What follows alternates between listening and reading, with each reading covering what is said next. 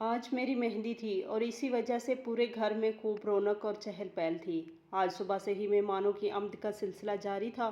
میری کزنز بڑے حال نما کمرے میں میوزک لگا کر رات مہندی کے فنکشن پر ڈانس کی تیاری میں مصروف تھے، اور میری کزنز ڈھولک پر انتاکشتری کھیلنے کی پلاننگ کے ساتھ ساتھ ایک دوسرے کو اپنے ڈریسز دکھانے میں مصروف تھی، اور بزرگ خواتین بھی ایک دوسرے سے ملنے کے بعد باتوں میں مصروف تھی۔ میں سب سے ملنے کے بعد اپنے کمرے میں آ گئی تھی۔ میرے ساتھ کمرے میں صرف میری دوست روبی ہی موجود تھی، جو میری بچپن کی دوست تھی۔ اس کا گھر میرے گھر کے قریب ہی تھا، اس لیے وہ آج صبح سے ہی میرے ساتھ ہی موجود تھی۔ اس کی ماما بھی نیچے میری ماما کے ساتھ مل کر مہمانوں کو دیکھ رہی تھی۔ ہم دونوں باتوں میں مصروف تھی جب میرا فون بجنے لگا، اور فون پر جو نمبر تھا وہ دیکھتے ہی میں ساکت رہ گئی۔ کس کی کال ہے؟ روبی نے یوں مجھے ساکت بیٹھے دیکھ کر دریافت کیا۔ سارم کی کال ہے۔ میں نے فون سے نظریں ہٹا کر روبی پر مرکوز کی۔ ہرگز کال ریسیو نہ کرنا۔ تمہارے گھر والے جب اس کے رشتے کو ریجیکٹ کر چکے ہیں، اور اب جب تمہاری شادی ہونے لگی ہے تو اسے تمہاری یاد ستانے لگی ہے۔ روبی نے مجھے صاف منع کر دیا تھا، اور میں اب اس سے بالکل بھی بات نہ کروں۔ تم اس کے مزاج سے تو واقف ہو۔ جب تک بات نہیں کروں گی وہ پیچھا نہیں چھوڑے گا۔ میں نے بے بسی سے فون کو اور کبھی روبی کو دیکھا، اور اب جب اسے تمہاری شادی کا پتہ چل گیا تب بھی تو وہ ہنگامہ کرنے سے باز نہیں آئے گا۔ تمہیں بھی یونیورسٹی کے سب سے بدتمیز اور گنڈے نہیں پسند کرنا تھا۔ نمبر بلاک کر کے بس جان چھڑاؤ۔ روبی نے پہلے تو پریشانی سے مجھے دیکھا، پھر نمبر بلاک کرنے کا مشورہ دے ڈالا۔ میں نے کال ریسیو کرنے کے بجائے تیسری کال کے بعد اس کا نمبر بلاک کر دیا تھا، اور پھر ہم دونوں اپنی طرف سے مطمئن ہو گئی تھی کہ سب کچھ ٹھیک ہے، جبکہ ایسا نہیں تھا۔ شام ہوتے ہی مما نے روبی کے ساتھ مجھے بیوٹی سیلون بھیج دیا تھا تاکہ فنکشن شروع ہونے سے پہلے ہی تیار ہو کر واپس آ جاؤں۔ جیسے ہی ڈرائیور ہمیں یہ کہہ کر وہاں ڈراپ کر کے نکلا کہ بڑے صاحب نے بلایا ہے، گھر پہ بھی کام ہے اور 1 گھنٹے تک آ کر ہمیں پک کر لے گا، تو ایک کار سے 2 لڑکے نکلے۔ ہم دھیان دیے بنا سیلون کے داخلی دروازے کی طرف بڑھے ہی تھے کہ مجھے اپنے عقب سے کسی کی آواز سنائی دی۔ سجل! یہ آواز تو میں لاکھوں میں بھی پہچان سکتی تھی۔ میں نے ساتھ کھڑی روبی کو دیکھ کر بمشکل تھوک نگلا، اور پھر جیسے ہی مڑ کے دیکھا تو وہاں سارم ہی کھڑا تھا، جیسا کہ میں نے سوچا تھا۔ میری کال ریسیو کیوں نہیں کی، اور پھر میرا نمبر بھی بلاک کر دیا؟ وجہ پوچھ سکتا ہوں؟ سارم نے مجھ سے پوچھا۔ نہیں، یہ تمہیں وجہ کیوں بتائے گی؟ اس کے پاس تمہارے کسی سوال کا کوئی جواب نہیں، تو بہتر یہی ہے کہ جیسے آئے ہو ویسے ہی الٹے قدم لوٹ جاؤ۔ میرے بجائے روبی نے جواب دیا۔ تم سے نہیں، میں سجل سے بات کر رہا ہوں۔ اس کو یہاں سے لے جاؤ طاہر۔ سارم نے ساتھ کھڑے دوست کو اشارہ کیا، تو وہ روبی کو کلائی سے کھینچ کر وہاں سے لے جانے لگا۔ میرا اور روبی کا احتجاج دھرے کا دھرا رہ گیا، کیونکہ وہ تو ہماری کوئی بات سننے کو تیار ہی نہیں تھا۔ طاہر روبی کو مجھ سے دور گاڑی کے پاس لے گیا تھا۔ اب تم بولو، کیا کہو گی؟ میں نے کہا تھا نا کہ تم صرف میری ہو۔ پھر یہ سب کیا ہے؟ کیوں آئی ہو یہاں تیار ہونے؟ سارم میرے نزدیک ہوا، اور اب وہ میرے بالکل قریب تھا۔ سارم، میرے گھر والے تمہارے رشتے سے انکار کر چکے ہیں نا؟ تو پھر یہ سب کیا ہے؟ اب مجھ سے رابطہ کرنے کی آخر کیا تک بنتی ہے؟ میں نے اسے جواب دینے کے بجائے الٹا اس سے سوال کر دیا۔ تمہارے گھر والوں نے بھلے ہی انکار کر دیا ہو، لیکن میرے دل نے تو نہیں کیا نا۔ اسے تو تم پسند آ گئی ہو، بس اب تم ہی چاہیے اور کوئی نہیں۔ سارم میرے اس قدر قریب کھڑا تھا کہ اس کی سانسوں کی تپش مجھے اپنے چہرے پر محسوس ہونے لگی، اور میرے تو جیسے اوسان خطا ہونے لگے تھے۔ سارم، خدا کے لیے یہاں سے چلے جاؤ، کیونکہ میں بھی اپنے والدین کی مرضی کے خلاف نہیں جاؤں گی۔ میں نے خود کو نارمل کمپوز کرتے ہوئے اس سے فاصلہ بنانا چاہا، مگر سارم نے میری یہ کوشش ناکام بنا دی۔ میرے دور ہٹنے سے وہ میرے اور بھی قریب چلا آیا۔ تم نے سمجھا تھا کہ مجھے بلاک کر کے جو مرضی کرتی پھرو گی، لیکن ایسا میں ہونے نہیں دوں گا۔ چلو میرے ساتھ، اب تم مجھ سے دور نہیں بھاگ سکتی۔ ہاں، کوئی چالاکی کی تو تمہاری دوست کو یہیں ختم کر دوں گا۔ سارم مجھے کلائی سے پکڑ کر گاڑی کی طرف لے آیا تھا۔ اس سے پہلے کہ سارم مجھے دھمکایا کہ اگر میں نے اس کی بات نہیں مانی تو وہ روبی کو نقصان پہنچائے گا، دوسری طرف طاہر بھی روبی کو دھمکا چکا تھا کہ اگر وہ خاموش نہ رہی تو بدلے میں مجھے نقصان پہنچایا جائے گا۔ ہم دونوں اپنی اپنی جگہ ہراساں ہو گئی تھی۔ ان دونوں نے ہمیں زبردستی گاڑی میں بٹھایا اور ہمیں اپنے ساتھ لے جانے لگے۔ دیکھو سارم، آج میری مہندی ہے اور مجھے گھر والوں نے تیار ہونے کے لیے بھیجا ہے۔ اب تم ہمیں کہاں لے کر جا رہے ہو؟ خدا کے لیے مجھے بھول جاؤ اور ہمیں بھی سیلون جانے دو۔ آخر میں نے ہمت کر کے اسے اس کے عزائم سے باز رکھنے کی کوشش کی۔ جانتی ہو، جب سے تم نے نمبر بلاک کیا ہے تب سے تمہارے گھر کے قریب کھڑا ہو کر یہ انتظار کر رہا تھا کہ کب تم باہر آؤ۔ भले ही तुमसे राब्ते में नहीं था, लेकिन मुझे सब खबर थी कि आज तुम्हारी मेहंदी है और तुम तैयार होने के लिए निकलोगे। हम घर से तुम्हारा पीछा कर रहे हैं। अब इतनी आसानी से कैसे जाने दूँ डार्लिंग? अपनी मोहब्बत को किसी और का कैसे होने दूँ? नामुमकिन। तुम मेरी हो और मेरी ही रहोगी। आज तुम्हारी मेहंदी नहीं बल्कि निकाह है, वो भी सारम अफंदी से। सारम का जुनून तो सर चढ़कर बोलने लगा था और इसका जवाब सुनकर खौफ से मेरी आंखें फैल गई। क्या मतलब है इस बात का? मैंने रोती आंखों से इसे देखते हुए पूछा। मुझे अब इसकी बातों से खौफ महसूस होने लगा था। ये रोना तो बंद करो, थोड़ी देर में सब पता चल जाएगा। सारम ने सुकून से जवाब दिया। देखो तुम्हें खुदा का वास्ता है, हमें सैलून छोड़ दो। क्यों मुझे रुसवा करना चाहते हो? मैं इसकी मन्नत समाजत करने लगी, मगर इसके कान पे तो जूं तक न रेंगी। तुम्हें रुसवा करने का तो मैं सोच भी नहीं सकता। अगर तुम्हारी रुसवाई ही मकसूद होती तो कब का तुमसे इस बेइज्जती का बदला ले चुका होता, जो तुम्हारे घर वालों ने मेरा रिश्ता ठुकरा कर ली थी। बल्कि अभी भी कर सकता हूँ, लेकिन मैं तुमसे निकाह यानी एक पाकीज़ा रिश्ते का ख्वाहिशमंद हूँ। फिर रुसवाई कैसी? सारम अपनी दलीलें पेश करता जा रहा था। आज मेरी मेहंदी है और तुम मुझसे निकाह की बात कर रहे हो, तो क्या इसमें मेरी और मेरे घर वालों की बदनामी नहीं होगी? मैं रोते हुए चिल्ला उठी थी कि वो मेरी बात समझने की कोशिश क्यों नहीं कर रहा। आखिर ये कैसी मोहब्बत थी जो मेरी बदनामी पर तुल चुकी थी? मैं तुम्हें रुसवा होने नहीं दूंगा, निकाह करूंगा और इज्जत से अपने साथ रखूंगा। रही बात तुम्हारे घर वालों की, तो इनके साथ यही होना चाहिए। बड़ी इज्जत से इनके पास रिश्ता लेकर गए थे मेरे घर वाले। बदले में उन्होंने क्या किया? सारम के चेहरा गुस्से से लाल हो रहा था, लेकिन वो मुझसे स्पाट से अंदाज में बात कर रहा था। शायद इसे मेरे घर वालों से इस बेइज्जती का बदला लेना था, इसलिए वो इस हद तक जाने की सोच बैठा था। मत करो ऐसा प्लीज़ सारम। मैं रोने लगी थी कि बेबसी के आलम में जब कुछ न सोचा तो रो ही पड़ी। सजर रोना बंद करो प्लीज़, मैं हूं ना तुम्हारे साथ। सारम अब भी बहुत सुकून में था। मुझे तुम्हारा साथ नहीं चाहिए, तुम क्यों नहीं समझ रहे? मैं गुस्से से इस पर भड़क उठी थी। लेकिन जब मुझे तुम्हारा साथ चाहिए सजल। सारम तो जैसे जिद ही लगा कर बैठा था। वो हमें अपने फार्म हाउस ले आया। इस दौरान रूबी और मैं मुसलसल शोर मचाती रही, इसकी मिन्नतें करती रही, लेकिन वो खामोशी से ड्राइव करता रहा। फार्म हाउस पहुंचकर हमने गाड़ी से उतरने से इनकार किया तो यहाँ भी उन्होंने ज़ोर ज़बरदस्ती चला ली। अंदर दाखिल हुए तो सामने हाल में कुछ लड़के इसके मुंतज़िर थे, जिनमें एक बुज़ुर्ग भी थे जो निकाहख्वां थे, और सब इसके बुलावे यानी मैसेज करने से पहले पे हम सबसे पहले ही पहुंच चुके थे।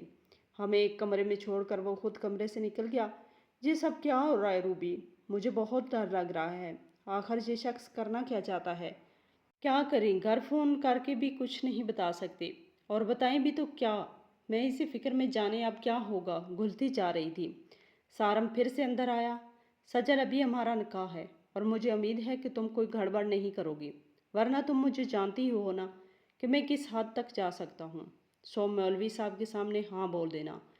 चलो आप मेरे साथ। सारम मुझे लेने आया था, लेकिन इसकी बात सुनकर मेरा तो जैसे दिमाग ही मौफ हो चुका था। मुझे नहीं करना निकाह तुमसे।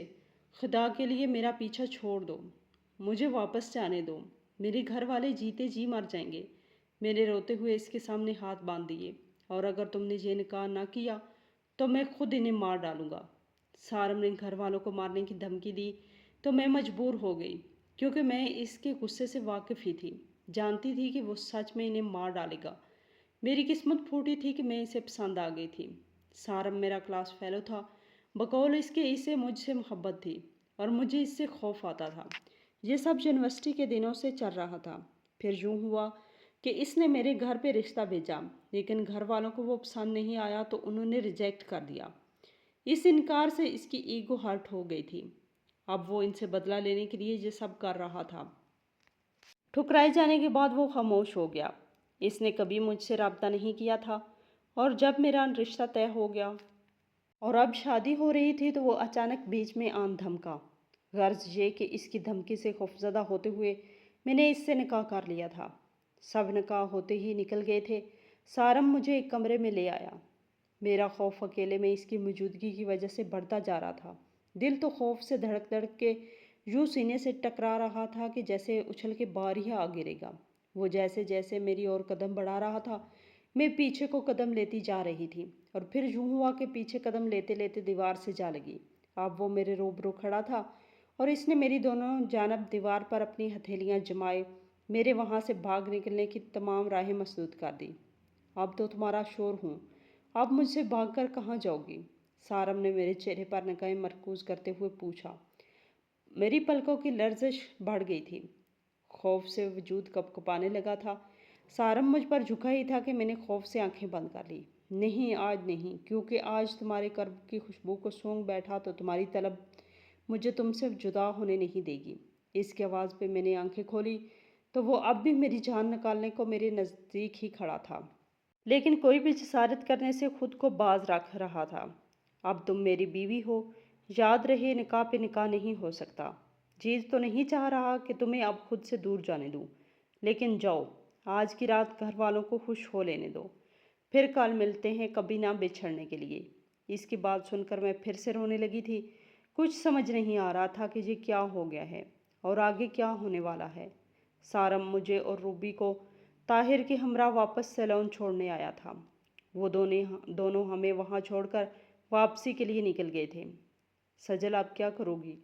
روبی نے مجھ سے سوال کیا۔ اب کیا کر سکتی ہوں؟ اس سے نکاح کر چکی ہوں جس کے بارے میں کسی کو کچھ بتا نہیں سکتی، اور گھر والے جہاں شادی کرنا چاہتے تھے اب وہاں شادی نہیں کر سکتی۔ یہ مہندی والا ناٹک اب مجھ سے نہیں ہوگا، لیکن گھر والوں سے بھی کچھ کہنے کی ہمت نہیں ہے۔ بس مجھے مر ہی جانا چاہیے۔ میں اس وقت اس قدر کمزور پڑ چکی تھی کہ کوئی حل دکھائی نہیں دے رہا تھا سوائے سوسائڈ کے۔ سجو، پاگل مت بنو، یہ کیا بکواس کر رہی ہو؟ اس سب میں تمہاری کیا غلطی ہے؟ لیکن میں روبی کی بات سنے بنا پاگلوں کی مانند بیچ سڑک پر دوڑنے لگی تھی۔ مجھے بازو سے کھینچنے کی کوشش میں میرا پرس روبی کے ہاتھ میں رہ گیا اور میں بھاگنے لگی۔ روبی نے موبائل نکال کر سارم کا نمبر ان لاک کیا اور اس سے رابطہ کرتے ہوئے میرے پیچھے بھاگنے لگی۔ اس نے سارم کو اطلاع دی کہ میں سیلون جانے کی بجائے کسی گاڑی کے نیچے آ کر مرنے کی خواہشمند ہوں۔ وہ زیادہ دور نہیں گئے تھے اور موبائل پرس میں ڈال کر میرے پیچھے بھاگنے لگی۔ رک جاؤ سجل، پلیز پاگل مت بنو۔ مسائل سے بھاگنے کی بجائے انہیں حل کیا جاتا ہے۔ روبی مجھے روکنے کی ہر ممکن کوشش میں تھی، لیکن میں کہاں رکنے والی تھی۔ رونے کے ساتھ ساتھ بھاگتی جا رہی تھی کہ بھاگتے بھاگتے ہم کافی آگے نکل آئے تھے، لیکن سڑک پہ چلنے والی اکا دکا گاڑیاں مجھے بتاتے ہوئے سائیڈ سے نکل جاتی۔ وہاں کچھ فاصلے پر پل نظر آیا تو میں نے سوچا اس سے نیچے کود جاؤں گی۔ میں یہی سوچ رہی تھی جب ایک گاڑی نے میرے سامنے بریک لگایا تو لائٹس کی تیز روشنیوں سے میری آنکھیں چندھا گئیں۔ مجھے نہیں پتا تھا لیکن وہ سارم تھا۔ وہ تیزی سے گاڑی سے نکلا اور مجھے ہاتھ سے تھام کر گاڑی کی طرف لے جانے لگا۔ فرنٹ سیٹ پر مجھے زبردستی بٹھاتے ہی خود ڈرائیونگ سیٹ سنبھال لی۔ کیوں کر رہی تھی یہ حرکت؟ اس نے غصے میں مجھے جھاڑا۔ مجھے نہیں جینا سارم، مجھے مر جانے دو۔ میں گھر والوں کو کیا جواب دوں گی؟ میں نے روتے ہوئے اس سے کہا، جیسے اپنے حواس میں نہیں تھی۔ اس لیے تم سے شادی نہیں کی تھی کہ تمہیں مرنے دوں۔ میرے ہوتے ہوئے تمہیں کسی کو کوئی جواب دینے کی ضرورت نہیں۔ وہ تو جیسے فوراً ہی مجھے روتا دیکھ کر پگھل گیا تھا۔ اس نے میرا ہاتھ تھام لیا اور پھر بولا، چپ چاپ گھر جاؤ اور مہندی کا فنکشن اٹینڈ کرو۔ کسی سے بھی کچھ کہنے کی ضرورت نہیں، میں سب ٹھیک کر دوں گا، بھروسہ رکھو مجھ پر۔ وہ جو سب کچھ ہو گیا ہے، میں نے جذبات میں آ کر کہا، کیونکہ تمہیں کسی اور کا ہوتے نہیں دیکھ سکتا تھا، لیکن اب سب کچھ ٹھیک بھی میں ہی کروں گا، تم فکر نہ کرو۔ سارم اس یقین دہانی کے ساتھ میرے آنسو صاف کرنے کے بعد مجھے سیلون لے آیا تھا، جہاں تھوڑے ہی وقت میں مجھے تیار کر دیا گیا۔ اتنے میں ڈرائیور بھی آ چکا تھا۔ ہم لوگ واپس گھر آ گئے، لیکن تمام راستے ہم دونوں یعنی روبی اور مجھ میں خاموشی حار رہی کہ ڈرائیور کے کانوں تک کوئی بات نہ پہنچ جائے، لیکن اندر سے میں اتنی خوفزدہ تھی۔ مہندی کے فنکشن کی تمام رونقیں مجھے پھیکی لگیں۔ نہ تو میری رسموں میں کوئی دلچسپی رہی، نہ ہی کسی اور طرف، کیونکہ میرا دماغ تو ایک ہی بات میں اٹکا تھا کہ جب گھر والوں کو پتہ چلے گا تو کیا ہوگا۔ مہندی کی رسمیں ہوتے ہی میں سر درد کا بہانہ بنا کر روبی کے ساتھ کمرے میں آ گئی اور رات بھر اسی فکر میں گزار دی کہ کل کا سورج ابھرے گا تو کیا ہوگا۔ نہ تو رات کا کھانا کھا سکی اور نہ ہی صبح ناشتے کا موڈ تھا، کیونکہ ٹینشن تھی کہ وقت کے ساتھ ساتھ بڑھتی ہی جا رہی تھی۔ دن کو گھر والوں نے پھر سے مجھے سیلون برائیڈل میک اپ کے لیے بھیج دیا تھا۔ سارم، تم تو کہہ رہے تھے کہ سب ٹھیک ہو جائے گا، اب کیا ٹھیک ہوگا؟ گھر والوں نے مجھے دلہن بننے کے لیے سیلون بھیج دیا ہے۔ اس کے بعد جانتے ہو کیا ہوگا؟ میں نے گاڑی سے اترتے ہی سارم کو کال کی تھی۔ کہا نا کیوں پرواہ کرتی ہو، میں ہوں نا، تم تیار ہو جاؤ، باقی میں دیکھ لوں گا۔ سارم کا اطمینان بھرا لہجہ اب بھی ویسا ہی تھا۔ میں یہاں سوچ کے عادی ہو گئی تھی۔ روبی اور میں برائڈل ڈریس اور جیولری سینڈل اٹھائے اندر داخل ہو گئے۔ پتہ ہی نہیں چلا میرے سوچتے انہوں نے مجھے اتنی جلدی تیار بھی کر دیا تھا، یا مجھے جلدی لگ رہا تھا، کیونکہ میں چاہتی تھی وقت یہیں تھم جائے۔ تیار ہو کر روبی اور میں سیلون سے نکلی تو ڈرائیور انتظار میں وہیں کھڑا تھا۔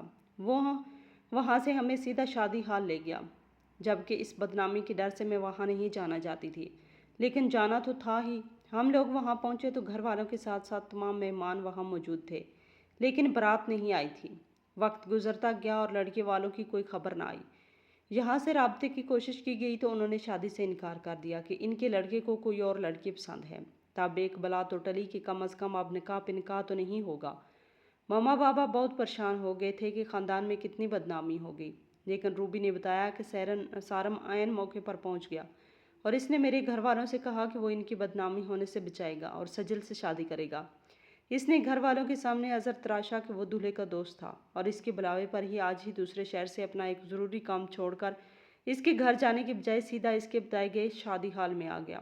اور جہاں آ کر پتہ چلا کہ دولہے نے شادی سے ہی انکار کر دیا تو مجھے بہت برا لگا، اور جب پتہ چلا کہ لڑکی سجل ہے تو اسے میں ہی پسند کرتا تھا، جبھی رشتہ بھی بھیجا تھا، لیکن آپ لوگوں نے ریجیکٹ کر دیا تھا۔ مگر اب میں چپ نہیں بیٹھوں گا، کیونکہ میں اس کی بدنامی ہوتے نہیں دیکھ سکتا۔ پہلے تو گھر والے سوچ میں پڑ گئے، مگر اپنی عزت بھی بچانی تھی۔ مرتا کیا نہ کرتا، وہ سارم سے شادی پر مان گئے اور اسے میرا دولہا بنا کر نکاح شروع کر دیا۔